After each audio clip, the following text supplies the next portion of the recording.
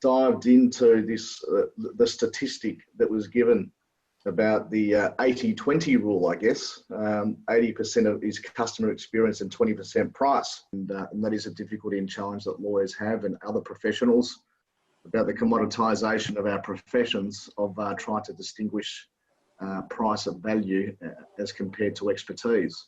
So that was a good, robust conversation that we talked about there.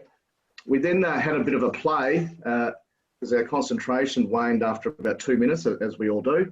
So we then talked about, and I'd never used it before, this Google Trends, and we thought we'd put in the word innovation to see how the word innovation has been searched for in the last 12 months.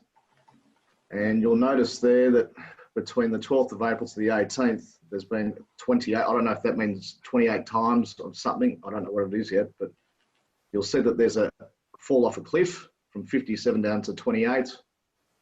It was obviously moving a fair bit around there earlier in the year. So it's good to see perhaps conceptually that the start of the year 2020, before really the pandemic became public, it appears that the search term in Australia, and we put Australia as the jurisdiction, in the last 12 months, it shows that Australia was going to start with a very innovative, robust start to the year, just based on that search term. And then as the course of time has gone there with the pandemic, it's then fallen off a cliff. So we put in the word pandemic just to make sure that the thing was working.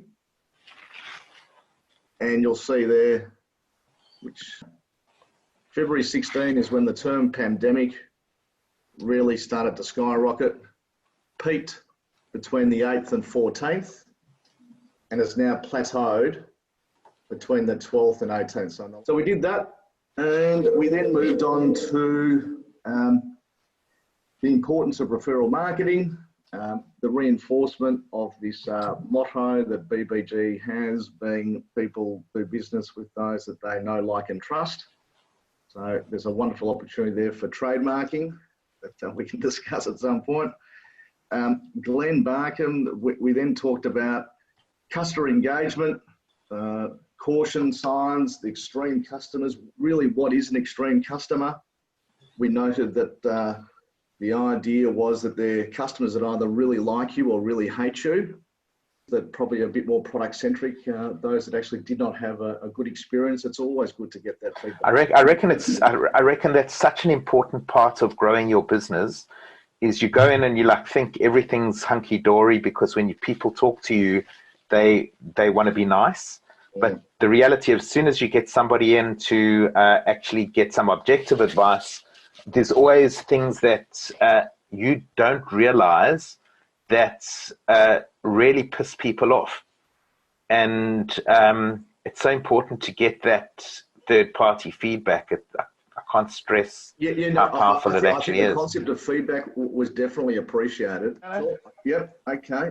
Agreed with the concepts of buying groups and the importance of really trying to identify who within those groups were decision makers, and it is difficult. And we then went into this concept again then about changes of the guard that Glenn was talking about, dealing with large organisations. Often when there's a change of a generation or a change of management that comes through, they like to stamp their authority and actually bring out the big broom and sweep out the old and in with the new and stamp their authority, which is difficult from a business continuity perspective, because you've built those relationships of trust. So we then explored how that interfaced with how to manage that activity, to be very mindful of. We then went on to Henrik.